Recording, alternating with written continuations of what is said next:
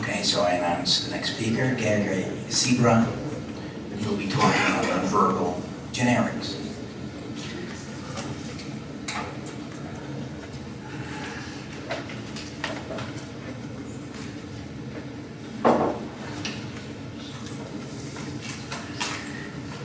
Right, can you hear me?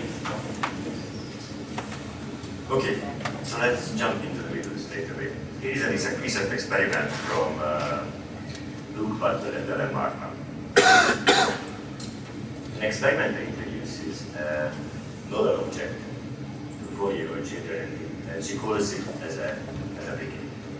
Then she demonstrates a hidden dispositional property of this object in one of 3 different ways in 3 different groups of children.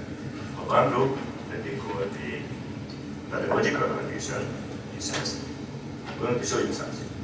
Picks up this object, lowers on the pile of paper clips, lifts it up, and it picks some paper clips within the its magnetic demonstration. The second group, which they call the intentional condition, she performs the same instrumental action, so she takes the wicket, she picks up paper clips with it, but she never makes it explicit that it's a demonstration for the child. In the third condition, which is called the accidental condition, she just drops this object on the paper clips, she picks it up, it brings some object with it, and then in all 3 conditions she says wow, and then she leaves the room with this object and pointing to the other objects there and says, here are some more wickets, you can go and play. So the question in this study was whether what children learned from this demonstration, whether they extend to the other objects, whether they generalize it to the other objects as well, and how it depends on the condition in which this conditional property of this object was demonstrated. The trick of this study is that, of course, none of the other wickets are magnetic, so they don't work.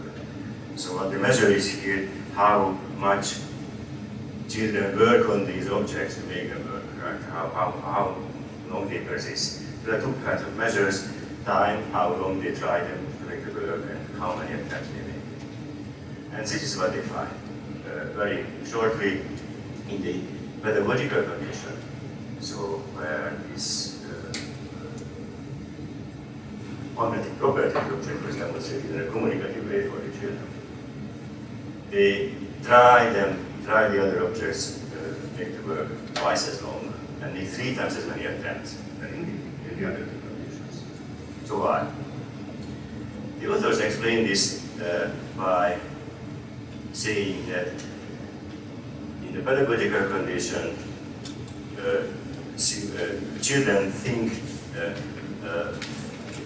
they think it's more likely that the property that they learned about this particular object could be generalized in their object in the other 2 conditions. This is an explanation which works actually. It explains the data very well. But I think there is a much more interesting explanation as well.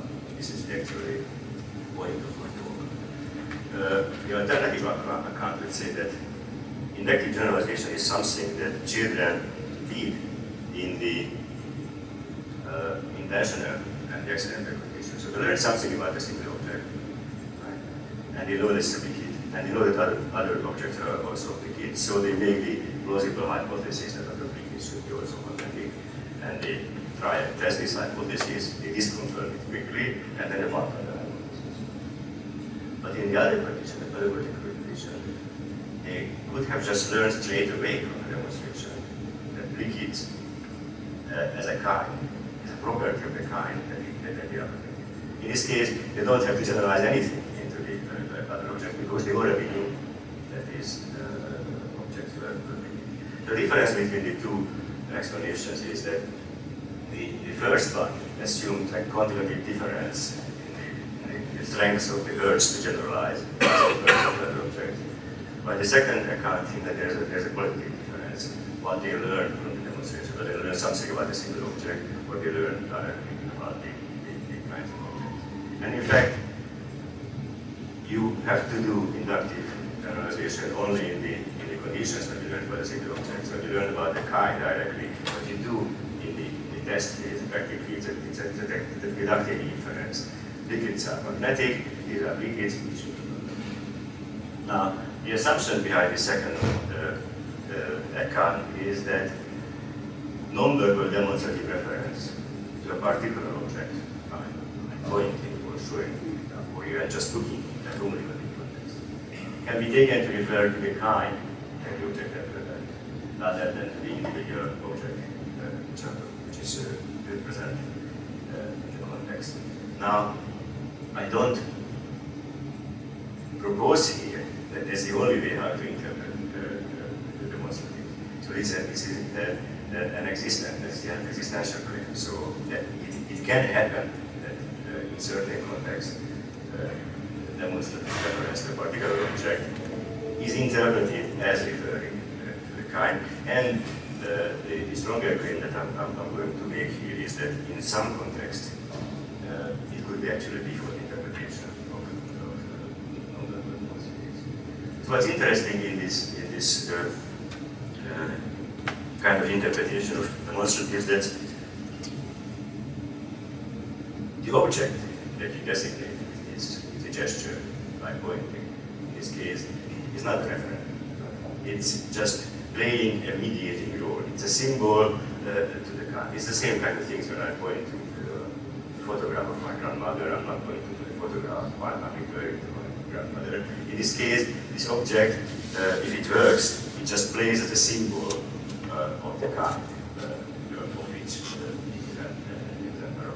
Now, but a little bit paradoxical about this possibility is that in this situation you individuate the object that you are talking about by a particular way, by its spatial location, by pointing to it, by looking to it, by showing it out.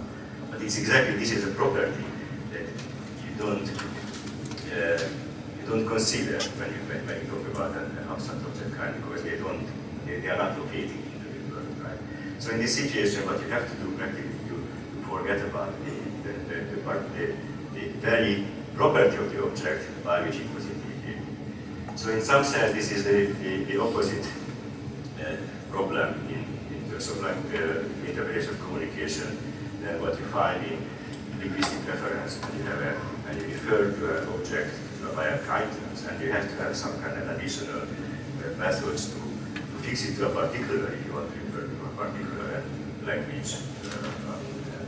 Lots of things to do this with determiners, quantifiers, and so on.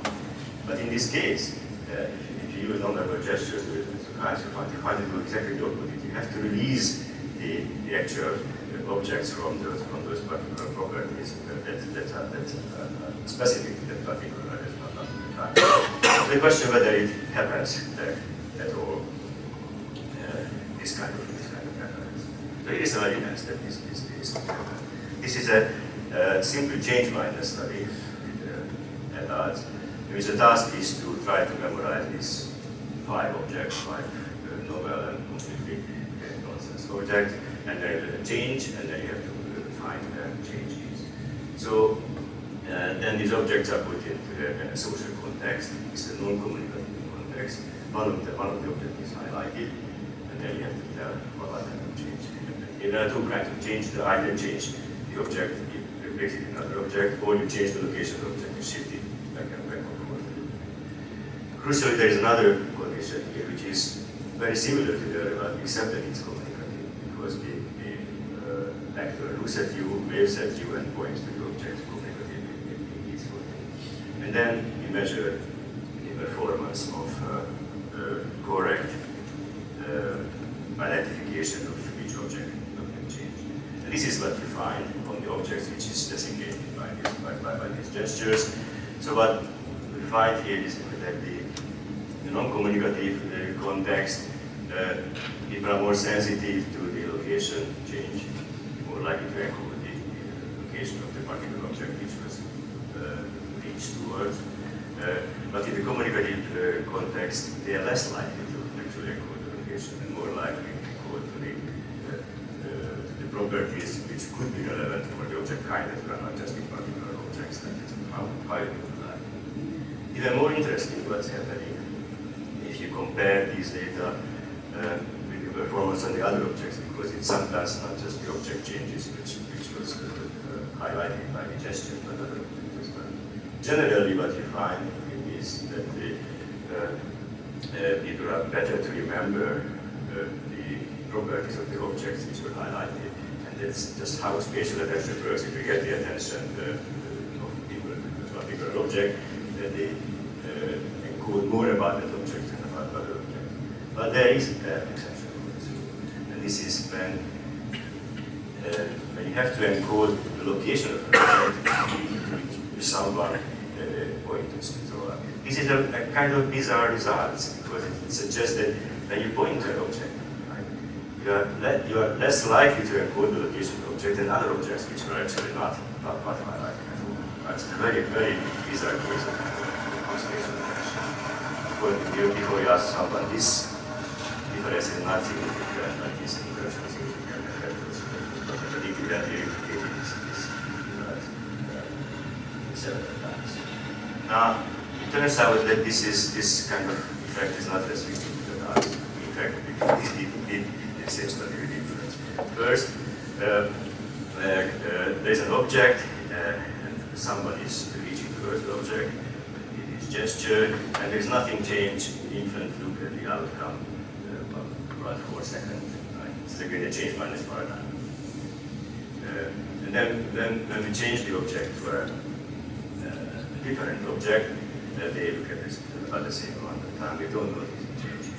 But when you change the location of the object, they look longer, noticing the change of the. It's a 9-method inference, so this result is not really surprising. This is exactly what I would expect, even if there is no social context, there is no person there who would reach there, because inference at this age are more sensitive to spatial properties of objects than this kind of features. But it's completely changing if you put this object into a different context. If this person looks at you, waves at you, and then points to the object, and even talks to them, then infants tend to recognize the change, the feature change. At the same time, they tend to forget about the location change. Again, this is a little bit bizarre. We know that infants are very good at that, to pay attention to where objects are at the moment, but if you put them into the communicative context, they seem to forget about this. They don't care about location anymore. Why? One explanation is that they don't care about it anymore because they think that this person is communicating about object kind. And in this case, where the object is completely irrelevant. Since then, we went on and tried to do similar studies with other kinds of object properties, which could also be irrelevant if the referent is in the object. Here what we did, we manipulated numerosities of object sets. So in the study, a set of objects, 2 or 3 are introduced, and then one by one, and then they go behind an includer, and then the includer goes away, and there is a change, and it's either a numerosity change or a kind change. In this context, again, it's just a replication of other studies. In fact, are more sensitive to numerosity change. So if you change 3 to 2 or 2 to 3, they look longer than if you change replace the object with another kinds of object. But then we repeat the same study. The small exception that I introduced just usually say that, look, Pierre, this is what the inference here. I'm going to show you something, and then you put the objects down. Right? And you repeat exactly the same kind of changes, and you find exactly the opposite results. In this situation, infants are more sensitive to the change to the kinds of objects than to the objects. And it doesn't depend on language. It works with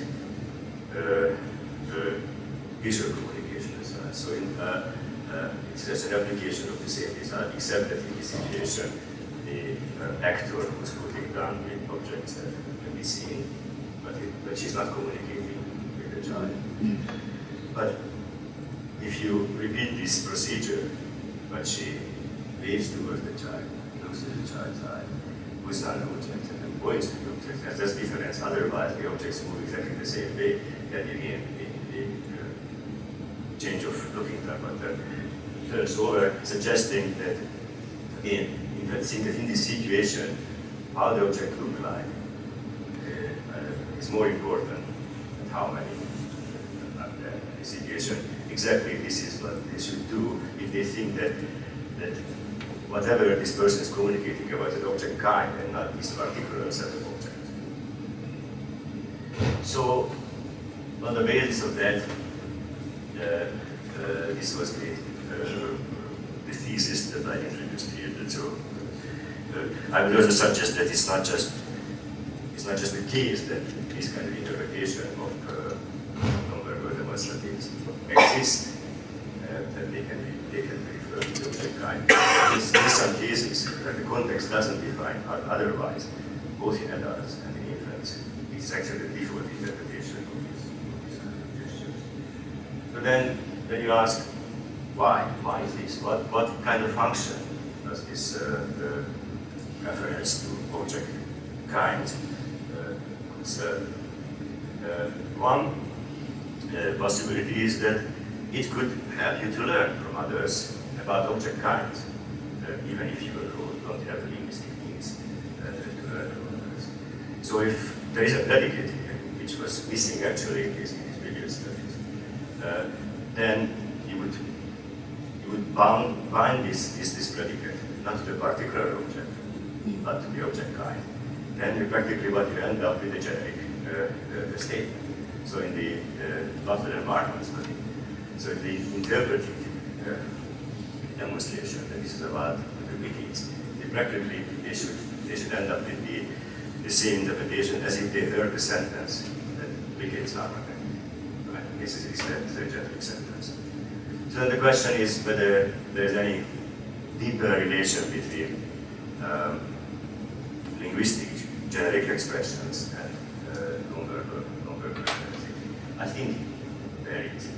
And there is because there are interesting parallels between the effects of linguistic and non-verbal. The first is that both are unmarked as different generics. So I was told by linguists that it's wrong. There is no language in the world in which generic generic mark. Generic sentences are marked as specifically as generic. And it's the same case with pointing. So nothing in the Butler and Markman study specified that this demonstration is about the kind, not about this particular object. That was technically just an assumption of the children who were to observe this demonstration. And in the other studies which I showed with inference, nothing suggested particularly that this person is talking about this object kind, not this particular object, when pointing to this object. It also seems to be the default interpretation in many sense. So Susan Gelman argued that interpretation, that children tend to give generic interpretation linguistic expressions. That's their default interpretation. And what they have to learn during development, how to restrict the interpretation to particulars. But they have to learn practically how to use properly qualifiers and other kinds of determinants. But they don't have to learn that an expression can refer to kind. And it's the same, it seems to be the same in terms of non-verbal communication. That would be the default, and that would be default both in ontogenetic terms, in developmental terms, and both in online situation, unless something specifies that this actually should be restricted to the particulars. I think children and even adults would by default interpret these gestures as referring to kind. Another similarity between the two domains is that these kind of generic expressions are tolerant to counterexamples. So, as you know, if you say that dogs bark or ducks lay eggs is when the sentences are judged true, even if it actually it's not true. Not all the dogs bark and not all the ducks lay eggs, even if the actually minority of ducks lay eggs. So it's because it's referring to the kind and not to each individual. These kind of statements are resistant to counter examples. And it's the same in non-verbal generics as well. So we saw a video of the study from the Butler and Markman study, in which a 4-year-old girl was in the pedagogy. So she went through all the 10 the kids, and none of them were, and then she announced that all in a whole group, right? So she saw a single one, right, which worked, and then 10 didn't work, and she concluded that these are all exceptions, that the rule still holds for the whole kind. So I think this should be. And also that generics tend to express essential properties. Again, a recent study by Pierre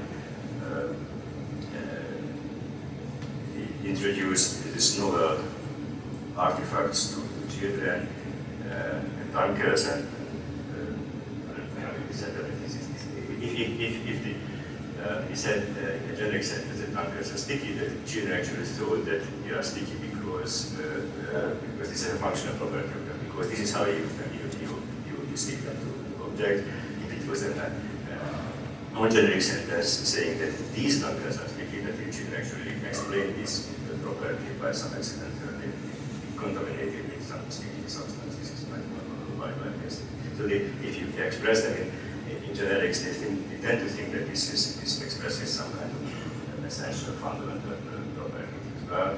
And there's another version of the Butler and Markman study where after the demonstration they gave the children to a set of liquids, half of them were green, half of them were red. Green as the demonstration liquid, half of them red, different color, and then and half of them were magnetic and not. And they were asked to sort these objects into liquids and to non-liquid. But turned out that the children in the intentional and the accidental condition, they sorted these objects by color, and in a pedagogical condition, they sorted by whether they were. So in a pedagogical condition, they thought that whatever was demonstrated is that what defines. So the basis of that, I would suggest that extensive communication, whether it's verbal or non-verbal, triggers the default expectation for generic content, which in turn induces the interpretation of demonstratives as kind of acts in whether it's verbal or non-verbal communication. So this was one function which I suggested, but there may be another one. That this kind of non-verbal reference to kind may support the acquisition of linguistic kindness. I'm not suggesting that this is what this referential integration is designed to perform, but it does. Right? So if we know that children learn at least some of the first nouns by interpreting co-reference between the linguistic expressions and non-verbal expressions, and we know that actually children expect that if someone is pointing to something and saying something, that these two things should co-refer to the very same thing. And this is the case, and they interpret non-verbal referential gestures as referring to the kind. Then these actually interpret those words also referring to the kind. So if this is the case, that it may be the case that it's not a lexical constraint or word learning that the children will think that common nouns refer to kinds and not particular, but it may come from the more general expectations that these referential expressions, even if they are not linguistic expressions, refer to kinds. So, for the sake of time, I will skip one study here and just associate about. Let me just summarize this study very quickly. In this study, we saw that practically the first 9 months olds understand words, which is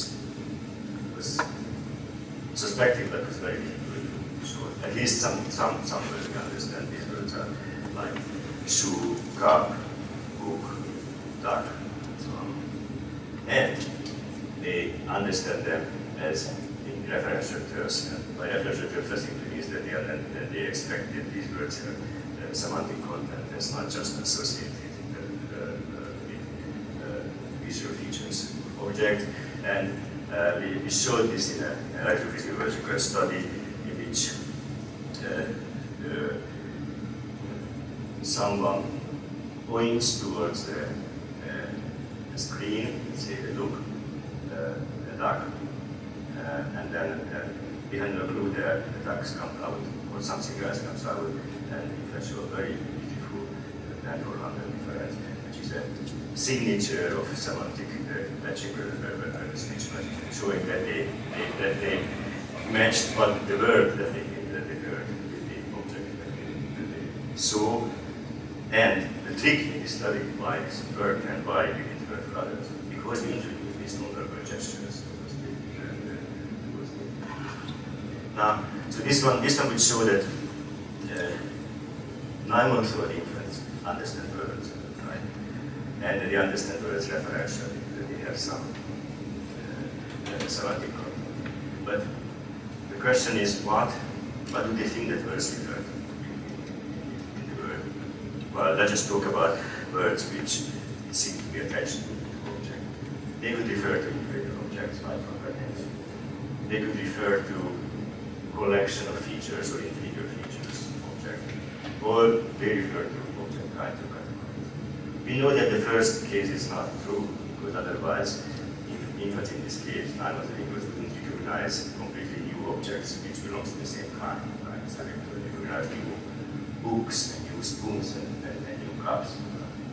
So this is not the case, but the question is whether they think that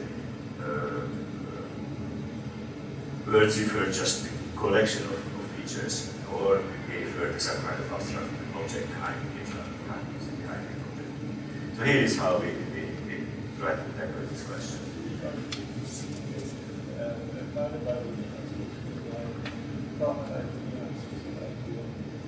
Is it, yeah, in infants everything is later in this so we can come back to that. I can show you more details. So here, this is how we try to tackle it. It's again an electrophysiological study, which we did with adults first. It's a very simple category paradigm. We show the screen to adults objects. There are 4 kinds of objects here: spoons, forks, knives, and hammers, and they are coming at the active problem. So if you just look at them, then there's not much difference among them, unless you categorize them in some way. Unless you recognize that 3 of these kind of objects belong to, say, a superordinate category of cutlery, is something that you use on the table, and hammer is also a tool, but it's not the kind of tool that you use at the table. So it's a different kind of tool.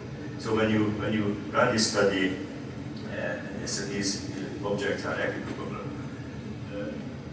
But then you find some brain activations which suggest that people detect that one of these objects is different from the others.